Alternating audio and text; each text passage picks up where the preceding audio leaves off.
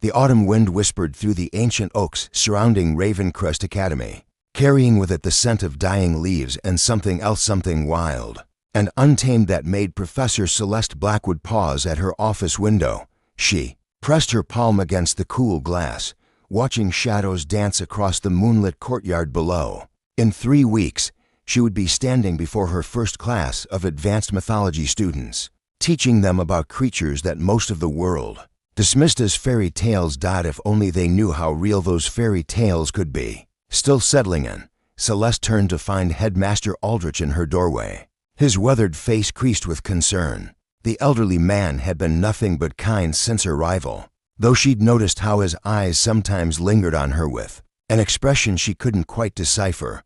"Just admiring the view," she said, smoothing down her emerald dress. "It's beautiful here.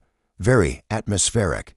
"Indeed it is." Aldrich stepped into the office, his cane tapping against the hardwood. "Fleur, I trust you've found everything you need for your curriculum." The board was quite specific about wanting someone with your particular expertise in lycanthropic studies. Celeste nodded, though something in his tone made her wonder what he wasn't saying. "I've prepared a comprehensive course on werewolf mythology, folklore, and the various cultural interpretations throughout history. We'll cover identification methods, traditional weaknesses, pack dynamics, all from an academic perspective, of course." "Of course." Aldrich's smile didn't quite reach his eyes. "You'll find our students quite engaged with the subject matter, particularly young Dante Silvermane. Brilliant boy, though he has some rather unconventional study habits." The name sent an unexpected shiver through Celeste.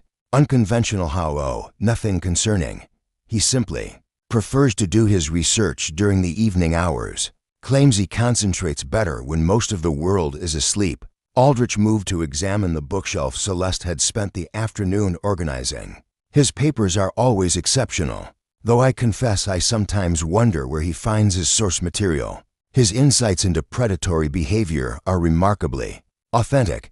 Before Celeste could respond, a soft knock interrupted their conversation. Both turned to see a young man silhouetted in the doorway, and Celeste felt her breath catch. He was tall and lean, with dark hair that seemed to absorb the lamplight and eyes that glowed in unusual amber color. Even from across the room, she could sense an intensity about him that made her pulse quicken. "Professor Blackwood?" His voice was deeper than she'd expected, with a slight roughness that sent warmth spreading through her chest. "I'm Dante Silvermane. I wanted to introduce myself before classes begin next week." Of course, Celeste found herself moving toward him, drawn by something she couldn't name. "I've heard wonderful things about your academic work." When Dante stepped into the light, Celeste noticed details that made her mythology professor's mind race. His canine teeth were slightly more pronounced than normal. His nails appeared to be naturally filed to points, and there was a faint scar running along his jawline that looked like it might have come from claws. Most striking were his eyes. They seemed to catch and reflect light in a way that was distinctly inhuman. "I'm particularly interested in your course on lycanthropic identification," Dante said, extending his hand. "I've done extensive research on the subject." The moment their fingers touched, Celeste felt a jolt of electricity that had nothing to do with static. His skin was unusually warm, almost feverish, and she found herself reluctant to let go. "Research? That's impressive for an undergraduate. I find the subject personally compelling." Daddy's eyes seemed to search her face, as if looking for something specific. "Tell me, Professor, what do you believe are the most reliable methods for identifying a lycanthrope?" Celeste blinked, surprised by the directness of the question. Behind Dante, she noticed Headmaster Aldrich watching their interaction with keen interest. "Well, according to traditional folklore, there are several indicators. Physical characteristics during human form might include unusual canine teeth, enhanced night vision, accelerated healing, and heightened senses. Behavioral patterns often involve nocturnal habits, preference for rare meat, and an instinctive understanding of pack dynamics." "Fascinating." Daddy's smile revealed those slightly sharp canines. "And how accurate do you believe these traditional methods to be, from an academic standpoint?" Celeste found herself leaning closer, caught up in his intensity. "I'd say they're probably based on centuries of observation and genuine encounters. Folklore doesn't usually emerge from nothing. No, Dante agreed, his voice dropping to almost a whisper. It doesn't. The air between them seemed to crackle with tension, and Celeste realized she was staring into his eyes with an intensity that was probably inappropriate for a first meeting. She stepped back, clearing her throat. I should mention that I'll be covering various protection methods as well. Silver, wolfsbane, blessed weapons, all the traditional deterrents. For just a moment, something flickered across Dante's face. Was it amusement? Challenge? And do you believe those methods would be effective? In theory, yes. Celeste felt heat rising in her cheeks, though I suppose one would hope never to need them. Indeed. Dante glanced at the window, where the moon was beginning to rise. I should go. I have some evening research to conduct, but I look forward to our classes, Professor Blackwood. I have a feeling I'll learn a great deal from you. As he turned to leave, Celeste caught sight of something that made her heart skip. Beneath the collar of his shirt, she glimpsed what appeared to be a bite mark, cold but distinct, with a pattern that looked remarkably like the werewolf attack scars she'd studied in her research. Dante, she called out, surprising herself with her boldness. Perhaps you'd like to join me for coffee sometime? I'd love to hear more about your research. He paused in the doorway, turning back with a smile that was both pleased and somehow predatory. I'd like that very much, Professor, though I should warn you I'm much more interesting after dark. With that, he disappeared into the corridor, leaving Celeste staring after him with a mixture of academic curiosity and something far more personal. Behind her, Headmaster Aldrich chuckled softly. Told you he was unconventional, the old man said, though I must say, I've never seen him quite so engaged with a professor before. Celeste turned from the doorway, her mind racing with possibilities she wasn't sure she was ready to consider. Headmaster, may I ask you something? How long has Dante been a student here? 3 years now, arrived just after his 18th birthday, along with his older brother Marcus. Family tragedy, I'm afraid. Their parents died in what the authorities called an animal attack. Aldrich's expression grew somber. Both boys were found days later, miles from the scene. They claimed they'd been lost in the woods, but he shrugged. Well, let's just say their recovery was rather remarkable. Animal attack, Celeste felt her pulse quicken. What kind of animal? Officially a large wolf, though the wounds were unlike anything the local wildlife experts had seen before. Aldrich moved toward the door. I'll leave you to your preparations, my dear. Just remember, at Ravencrest Academy, we've learned that sometimes the most dangerous lessons are the ones that blur the line between mythology and reality. Alone in her office, Celeste sank into her chair and stared out at the moonlit courtyard. Somewhere in the distance, she could hear what sounded like howling, probably just the wind, she told herself. But as she thought about Daddy's amber eyes, his knowing smile, and the way he'd asked about werewolf identification methods, she couldn't shake the feeling that her carefully planned academic career was about to become far more complicated than she'd ever imagined. The moon continued its rise, casting silver light across the ancient stones of Ravencrest Academy, and Celeste found herself wondering if she was the hunter or the hunted in whatever game was about to begin. The first week of classes passed in a blur of nervous energy and stolen glances. Celeste found herself looking forward to her evening mythology seminars with an anticipation that had little to do with academic passion and everything to do with the way Dante Silvermane sat in the front row, his amber eyes never leaving her face as she lectured about creatures that seemed increasingly less mythical with each passing day. The werewolf's greatest advantage, she explained to her small class of advanced students, is their ability to blend seamlessly into human society. They're not the savage beasts of Hollywood films, but intelligent predators who understand the value of camouflage. Dante raised his hand, and Celeste felt her pulse quicken. Professor, you speak about them as if they're still among us. Do you believe werewolves exist in the modern world? That's an interesting question, Celeste replied, noticing how the other students leaned forward with genuine interest. Statistically speaking, if werewolves were real, we'd expect to see certain patterns in missing persons reports, animal attacks, and unexplained phenomena during lunar cycles. The fact that we don't see these patterns might suggest they've evolved beyond their more primitive instincts.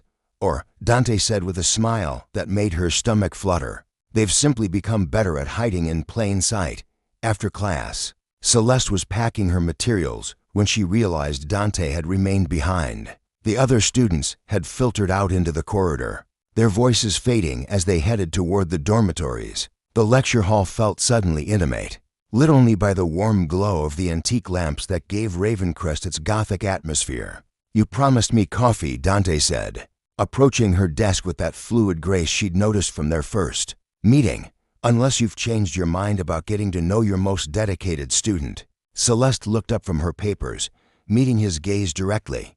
"I never change my mind about coffee. Though I should warn you, I'm something of a night owl myself." "Perfect." His smile revealed those intriguingly sharp canines. "There's a cafe in town that stays open late. Very atmospheric." 20 minutes later, they sat across from each other in a dimly lit corner booth at the Crescent Moon, a coffee shop that seemed to cater to Ravencrest's more nocturnal clientele. Celeste cradled her cappuccino, studying Dante over the rim of her cup up close. In the intimate lighting, she could see details that made her academic mind race and her feminine instincts hum with awareness. "So," she said, settling back against the worn leather seat, "tell me about this research of yours. You seem to have insights that go beyond standard academic sources." Dante's fingers drummed against his coffee cup, and Celeste noticed how his nails caught the light definitely, filed to points, probably unconsciously. "I've always been drawn to subjects that others find unsettling.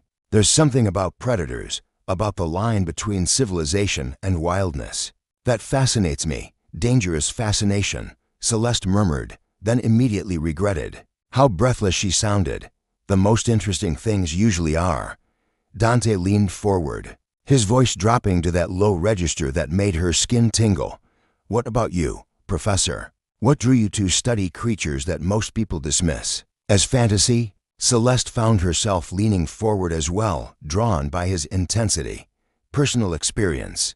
Actually, when I was 12, my family was camping in the Adirondacks. One night, I heard something moving through the forest, something large, intelligent, and definitely not entirely human. I saw eyes reflecting the firelight, heard what sounded like whispered communication between multiple creatures. And no one believed you." "How did you know that?" Celeste asked, surprised by his certainty. "Because I know what it's like to see something that challenges everything people think they know about the world." Dante's expression grew serious. "The question is, what did you do with that knowledge?" "I spent the next 15 years studying every piece of folklore, every reported sighting, every piece of evidence I could find. I became an expert on something I wasn't even sure existed." Celeste paused, meeting his eyes. "Until recently." What changed recently? The question hung between them, loaded with implications that made Celeste's heart race. She found herself studying his face, the sharp angles of his cheekbones, the way his dark hair fell across his forehead, the intensity in those unusual amber eyes. "I think I may have found what I've been looking for." Before Dante could respond, the cafe door chimed and a young woman entered. She was strikingly beautiful, with long silver hair and pale skin that seemed to glow in the lamplight. Her eyes immediately found Dante, and Celeste felt a stab of something that might have been jealousy. "Dante," the woman said, approaching their table with obvious familiarity. "Marcus has been looking for you. He says it's important." Dante's expression tightened almost imperceptibly. "Luna, I'd like you to meet Professor Blackwood." "Professor, this is Luna Ashworth. She teaches art history at the Academy." Luna extended her hand with a smile that didn't quite reach her eyes. "Professor Blackwood, I've heard so much about you from the other faculty. Your reputation precedes you." "All good things, I hope," Celeste replied, noticing how Luna's handshake was firm but brief, as if she were eager to break contact. "Of course." Luna turned back to Dante, her expression growing more serious. "Marcus really does need to speak with you. Something about the full moon being tomorrow night." Celeste felt a chill that had nothing to do with the evening air. Tomorrow night was indeed the full moon. She'd been tracking lunar cycles as part of her research. The timing seemed more than coincidental. I should go, Dante said, though his reluctance was obvious. But I'd like to continue this conversation soon, if you're willing. I'd like that very much. Celeste found herself standing as well, not wanting the evening to end. Maybe we could take a walk sometime. I love exploring the forest paths around campus. Something flickered across both Dante's and Luna's faces. Concern. Warning? The forests can be dangerous at night, Luna said quickly, especially round the full moon. Wild animals, you know. I'm not afraid of wild animals, Celeste replied, meeting Dante's eyes. In fact, I find them rather fascinating. Dante's smile returned, slow and somehow predatory. Then perhaps tomorrow night, after the moon rises, I'll show you some of the more interesting wildlife around campus. As they parted ways outside the cafe, Celeste felt electricity crackling between them. When Dante kissed her cheek in farewell, she caught his scent, something wild and earthy that made her want to press closer. His lips lingered against her skin for just a moment longer than propriety demanded. Until tomorrow night, he murmured against her ear, and she felt a shiver run through her that had nothing to do with the cool air. Walking back to her faculty apartment, Celeste's mind raced with possibilities. Luna's warning about the full moon, Dante's intimate knowledge of predatory behavior, the way he seemed to come alive after dark. All the pieces were beginning to form a picture that both thrilled and terrified her. Back in her apartment, she found Luna waiting in the small living room they shared. The art history professor was pacing, her usual composure replaced by obvious agitation. Celeste, we need to talk, Luna said without preamble. I know this is going to sound crazy, but I think you need to be careful around Dante Silvermane. Careful. How Celeste settled into her favorite armchair, studying her roommate's troubled expression. There are rumors about him and his brother, about why they really came to Ravencrest. Luna stopped pacing, meeting Celeste's eyes. People say there was more to their parents' death than official reports indicated. And there have been incidents since they arrived. What kind of incidents? Missing livestock from nearby farms, hikers reporting strange encounters in the woods, and always during the full moon. Luna's voice dropped to a whisper. I think Dante might be dangerous, Celeste, more dangerous than you realize. Celeste felt a thrill of fear mixed with anticipation. What if dangerous is exactly what I've been looking for? The next evening, as the full moon rose over Ravencrest Academy, Celeste found herself standing at the edge of the forest, waiting. She'd chosen her clothing carefully: dark jeans, a soft sweater, and boots suitable for woodland paths. Her heart hammered against her ribs as she watched shadows move between the trees. When Dante emerged from the darkness, Celeste felt her breath catch. He moved with fluid grace, his eyes seeming to glow in the moonlight. There was something different about him, something wilder, more primal than she'd seen before. You came, he said, his voice rougher than usual. I told you I wasn't afraid of wild animals. Celeste stepped closer, close enough to feel the heat radiating from his body. The question is, should I be afraid of you? Dante's smile was sharp and beautiful and entirely predatory. Professor Blackwood, you're about to find out exactly what you've been studying all these years. As he led her deeper into the moonlit forest, Celeste felt as though she was crossing a threshold from which there would be no return. Behind them, the lights of Ravencrest Academy grew distant, and ahead lay answers to questions she'd been asking her entire adult life. The hunt was about to begin. The morning after her moonlit walk with Dante, Celeste sat in her office trying to process what she'd witnessed. Her hands trembled slightly as she reviewed her lecture notes, her mind replaying images that defied rational explanation. Dante's eyes glowing silver in the moonlight, his uncanny ability to navigate the darkest forest paths, and the way he'd seemed to communicate with the wolves they'd encountered, actual wolves that had approached them without fear, as if recognizing a kindred spirit. Most disturbing of all was her own reaction. Instead of terror, she'd felt exhilaration. Instead of running, she'd moved closer. When Dante had pulled her against him as the wolf pack circled them, she'd felt safer than she had in years. A sharp knock interrupted her thoughts. Professor Blackwood, may I come in? Celeste looked up to see a tall, imposing man in his 50s standing in her doorway. He wore a tailored suit that couldn't quite disguise the athletic build beneath, and his steel gray eyes held an intensity that immediately put her on guard. "I'm Professor Thorne," he said, entering without waiting for permission. "I'll be conducting a guest lecture series on supernatural threat assessment." The headmaster thought we should coordinate our curricula. Threat assessment. Celeste frowned. "My course focuses on folklore and mythology, not practical applications." Thorne's smile was sharp. How refreshingly naive. "Tell me, Professor, in all your academic research, have you ever considered that some myths might be survival guides?" Before Celeste could respond, Thorne moved to her bookshelf, examining her collection with obvious disapproval. Folklore compilations, anthropological studies, literary analysis, all very scholarly, I'm sure. But where are the practical texts, the hunting manuals, the protection guides? Hunting manuals? Celeste felt a chill of unease. "Professor Thorne, exactly what kind of guest lectures are you planning? The kind that might save lives?" Thorne turned to face her, his expression deadly serious. "Including yours, if you're not careful." The implication hung heavy in the air between them. Celeste straightened in her chair, meeting his gaze directly. "I'm not sure what you're suggesting, but I'm suggesting that Ravencrest Academy has a problem." Thorne interrupted. "A problem that requires immediate attention, and I believe you may be uniquely positioned to help solve it."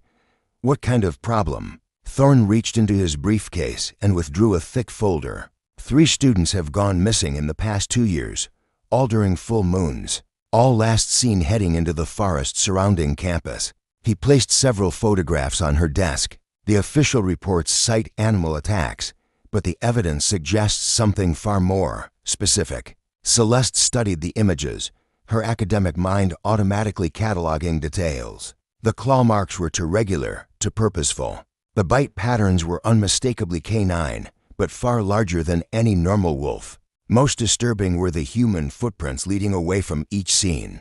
Bare feet with unusually long toes and what appeared to be claw marks. "You think werewolves are responsible," she said quietly. "I know they are." Thorne's voice was filled with grim certainty. "The question is, are you going to help me stop them, or are you going to continue pretending? They're subjects for academic study, and if I refuse, then more students will die." Thorne gathered the photographs. "I've been tracking werewolf activity for 30 years, Professor Blackwood. I know the signs, I know the patterns, and I know how to stop them permanently." "Stop them how?" Thorne's smile was cold. "Silver bullets work, but they're not always necessary. Sometimes the right knowledge, applied at the right moment, is enough to turn the hunter into the hunted." After Thorne left, Celeste sat in her office feeling as though her carefully ordered world had been turned upside down. Everything she'd studied, everything she'd believed about the mythical nature of werewolves was being challenged by evidence she couldn't ignore, and somewhere in the back of her mind, a voice whispered that Daddy's amber eyes and nocturnal habits suddenly made terrible sense. That evening, she found herself in the faculty lounge, hoping to find some normalcy in grading papers and preparing lessons. Instead, she found Marcus Silvermane waiting for her. Daddy's older brother was taller and broader than his sibling, with the same dark hair and amber eyes, but a more overtly intimidating presence. He rose as she entered, his movements fluid and predatory.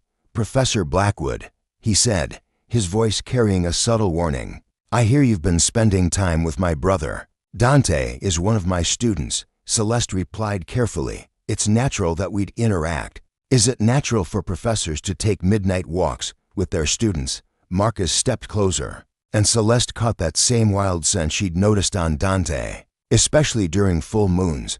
I don't see how that's your concern." "Everything involving my brother is my concern." Marcus's eyes seemed to glow in the lamplight. "Especially when it involves people who might not understand what they're getting involved with." "And what exactly would I be getting involved with?" Marcus studied her for a long moment, as if weighing his words. "Dante is complicated. Our family has a history of complications. It would be better for everyone if you maintained appropriate professional boundaries." "Better for whom?" "For you, Professor. Trust me on this."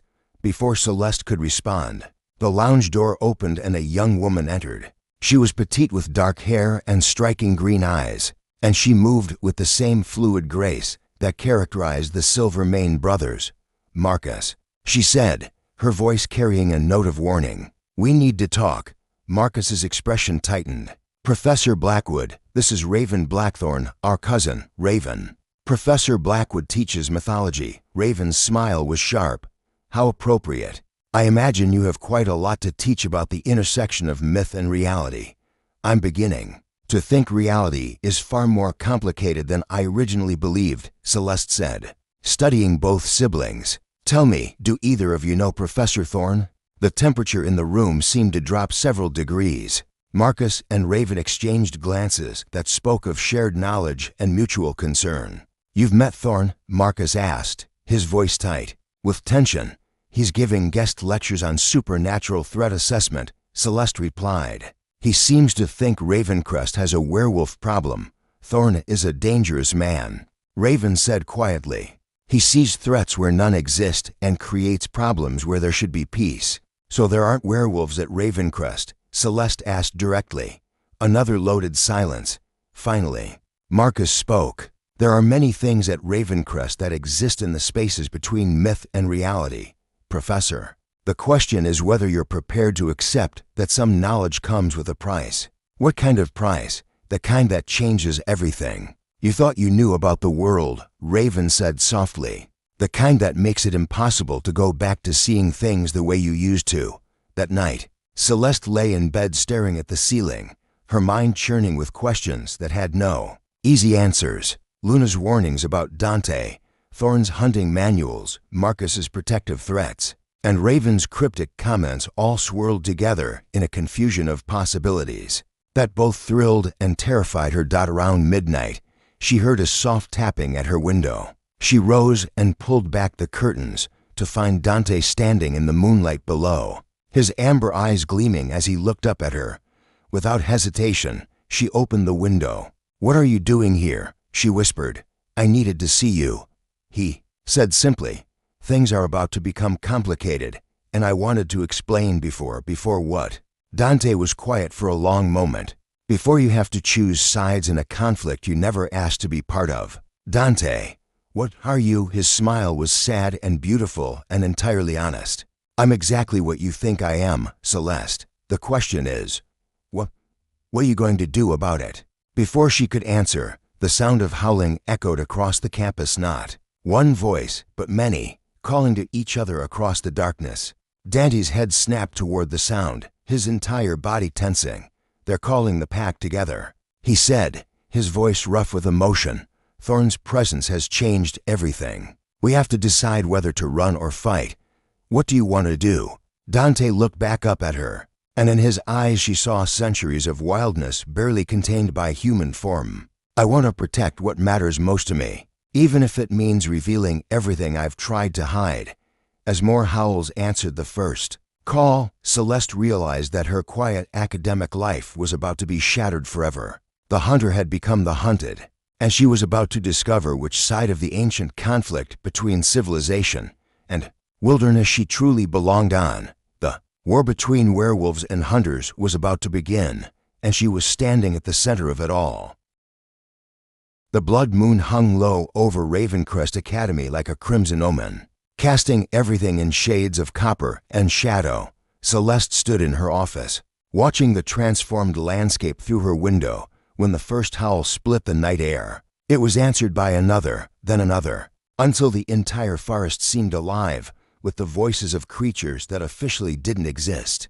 "Beautiful, isn't it?" Celeste spun to find Dante standing in her doorway, but he looked different than she'd ever seen him. His amber eyes glowed with an inner fire, his dark hair was disheveled, and there was something wild and untamed about his posture that made her pulse quicken with both fear and desire. "Dante, what's happening out there?" He stepped into the room, closing the door behind him with deliberate care. "The pack is gathering. Thorn's presence has forced our hand. We can't hide anymore." His voice was rougher than usual, carrying undertones that seemed to vibrate through her bones. "The question is, where do you stand when the lines are finally drawn?" "I don't understand what you're asking me." "Yes, you do." Dante moved closer, and she could feel the heat radiating from his body. You've known what I am since that night in the forest. You've felt the truth every time you look at me, every time we touch. The only question is whether you're brave enough to admit it." Celeste's heart hammered against her ribs. "You're a werewolf." "I'm a werewolf," he confirmed, his smile sharp and beautiful. "And you're the woman who's been teaching classes on how to identify and kill my kind." "I never said anything about killing," Thorn did. Daddy's expression grew serious. "He's been recruiting students, Celeste, teaching them that werewolves are monsters that need to be eliminated. He's planning something for tonight, something that will put my entire family at risk." Before Celeste could respond, the office door burst open.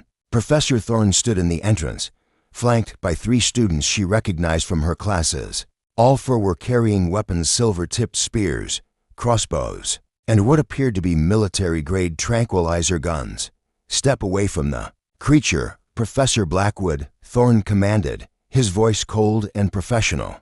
"You're about to witness practical werewolf hunting in action." "Creature?" Celeste felt anger flare in her chest. "His name is Dante, and he's my student. He's a monster that's been manipulating you from the beginning," Thorn said, raising his crossbow. "Everything you thought you felt for him was just werewolf influence pheromones. Psychic manipulation, the kind of predatory behavior these things use to lure their prey." "That's not true," Celeste said, but even as she spoke, doubt began to creep in.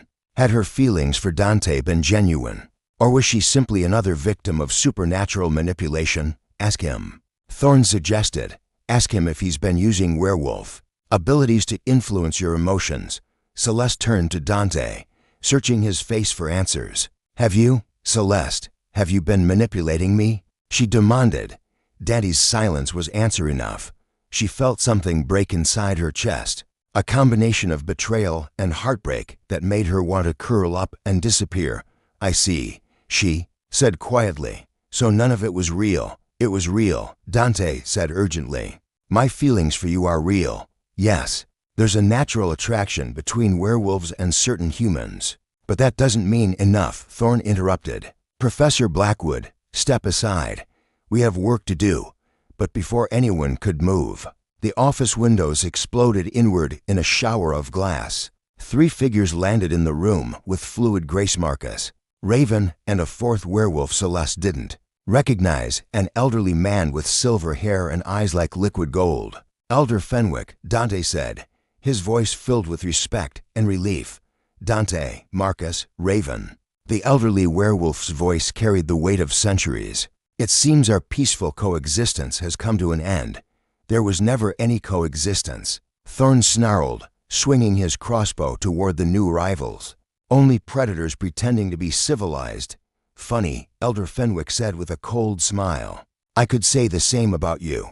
The room erupted into chaos. Thorn's students opened fire with their tranquilizer guns, while the werewolves moved within human speed, dodging and weaving between the shots. Celeste found herself pressed against the wall, watching in horrified fascination as the battle unfolded. Marcus had shifted into a form that was neither fully human nor fully wolf, something between the two. That was terrifyingly beautiful. His claws glinted in the moonlight as he disarmed one of the students. Careful not to cause permanent injury, Raven moved like liquid shadow, her own partial transformation, allowing her to scale the walls and attack from unexpected angles. But it was Dante who held Celeste's attention. He hadn't fully transformed, but his human form had taken on distinctly lupine characteristics: elongated canines, glowing eyes, and movements that were purely predatory. When Thorn aimed his crossbow at Elder Fenwick, Dante intercepted the shot, the silver-tipped bolt passing through his shoulder. "No," Celeste cried out, surprising herself with the intensity of her reaction. Dante stumbled but didn't fall, his amber eyes finding hers across the chaos. "Still think I'm a monster?" he asked, his voice tight with pain. Before she could answer, a new voice cut through the battle. "Enough." Everyone froze as Luna Ashworth stepped into the room, but she looked nothing like the quiet art history professor Celeste knew. Her silver hair seemed to glow with its own light, and her pale skin had taken on an otherworldly luminescence. Most shocking of all, she was clearly pregnant visibly, obviously pregnant in a way that hadn't been apparent before. "Luna," Celeste whispered.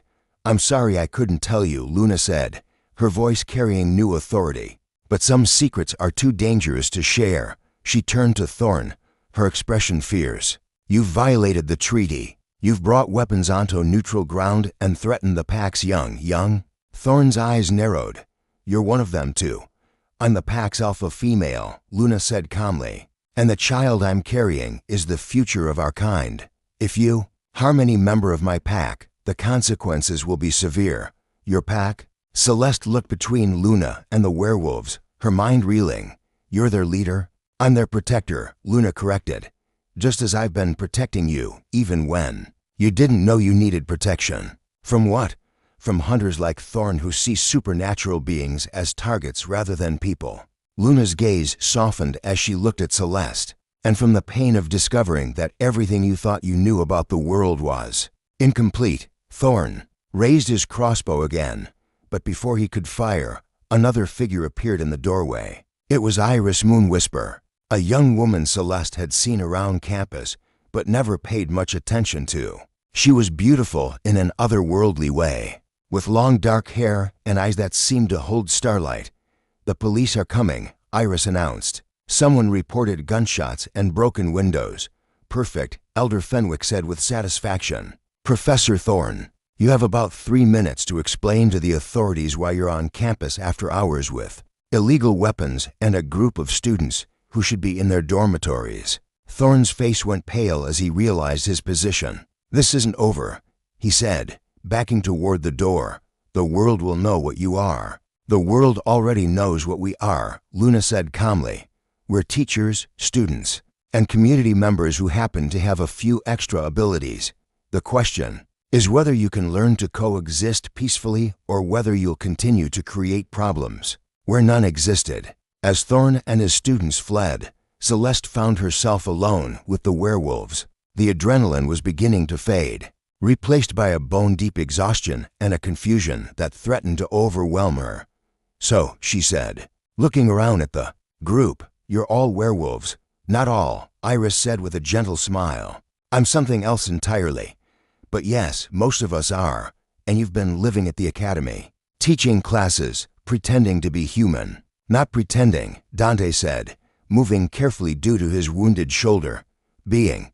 We are human. Celeste, we're just human with additional capabilities.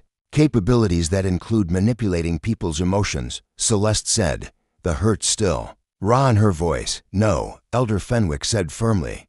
"Werewolves can sense emotional compatibility, but we cannot create feelings that don't already exist. If you felt something for Dante, it was genuine.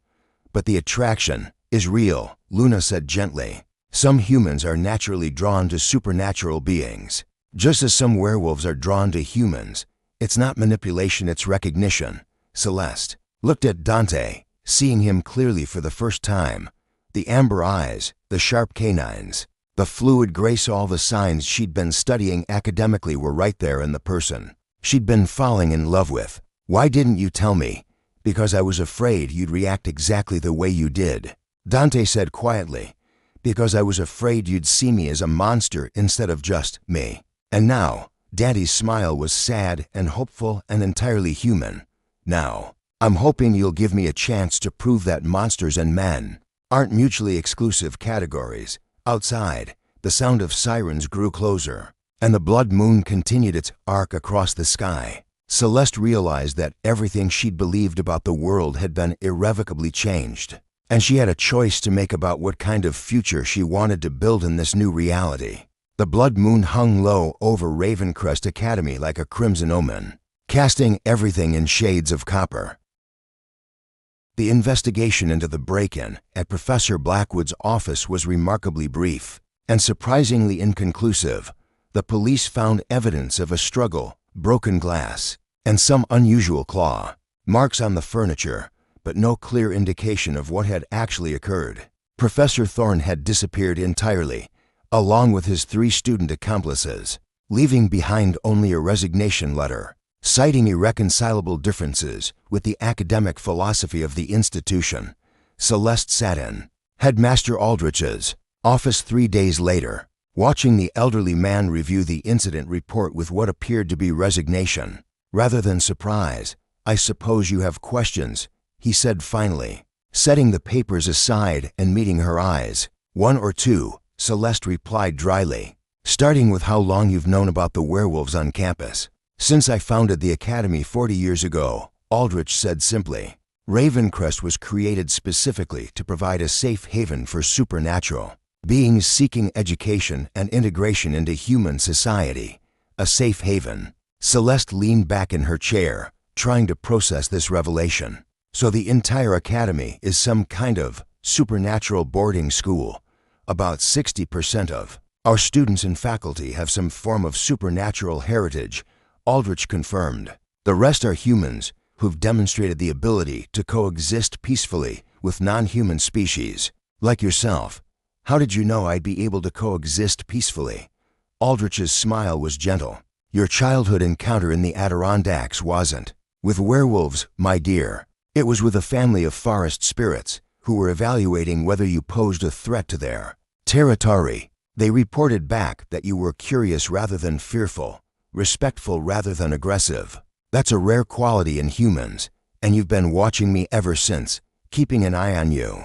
Yes, when your academic work demonstrated genuine respect for supernatural beings rather than the fear or exploitation we usually see. We knew you'd be a good fit for our community." Celeste rubbed her temples, feeling the beginning of a headache. "So my entire career has been orchestrated by a secret society of supernatural beings? Your talent and dedication are entirely your own," Aldrich said firmly.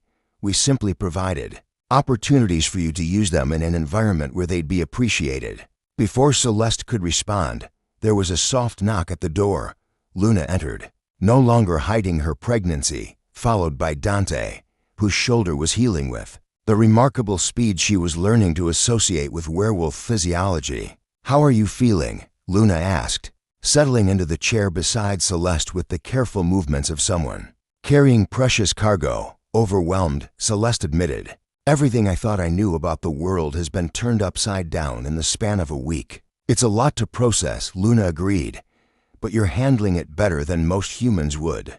Most humans don't find out their roommate is a pregnant werewolf alpha who's been protecting them from supernatural threats." "Former roommate," Luna corrected with a smile. "I'm moving in with Marcus permanently now that everything's out in the open." "Marcus?" Celeste raised an eyebrow. "I thought he was just Daddy's overprotective brother." "He's also my mate," Luna said, her expression growing soft, "and the father of my child." Celeste looked between Luna and Dante, seeing the family resemblance more clearly now. "So I'm going to be living alone?" "Not necessarily," Dante said quietly. "That depends on whether you're willing to give us a chance. Us, the pack, the community, me." Dante moved closer, his amber eyes serious. "I know this is a lot to ask, but I'd like the opportunity to court you properly. No secrets, no hidden agendas, just us." Celeste studied his face, seeing the vulnerability beneath the supernatural confidence. "What would that look like?" "Exactly. Dinner dates that don't involve hunting," Dante said with a slight smile. "Moonlight walks where I explain what you're actually seeing instead of letting you guess. Getting to know each other without the weight of hidden identities. And if I decide I can't handle dating a werewolf, then we remain friends and colleagues," Dante said simply. "But I hope you'll at least give me the chance to show you that what we have is worth exploring." Celeste was quiet for a long moment, weighing her options. The rational part of her mind screamed that this was insane, that she should request a transfer to a normal university and return to her quiet academic life. But the part of her that had been searching for something extraordinary, her entire life whispered that this was exactly what she'd been looking for. "I have conditions," she said finally. "Name them." "First, no more supernatural influences on my emotions. If we're going to do this, I need to know that what I'm feeling is genuine." "Agreed. Though I should mention that werewolves can't actually control human emotions, we can only sense compatibility. Second, I want to understand your world, your culture, your history, your pack dynamics. If I'm going to be involved with a werewolf, I need to understand what that means." "Luna can help with that," Dante said, glancing at his sister-in-law. She's been working on a comprehensive guide to Werewolf Society for new pack members. Third, Celeste continued, I want to know about the other supernatural beings on campus. If I'm going to be living in this world, I need to understand all of it. Elder Fenwick would be happy to introduce you to the various factions, Luna said. We have everything from forest spirits to minor D.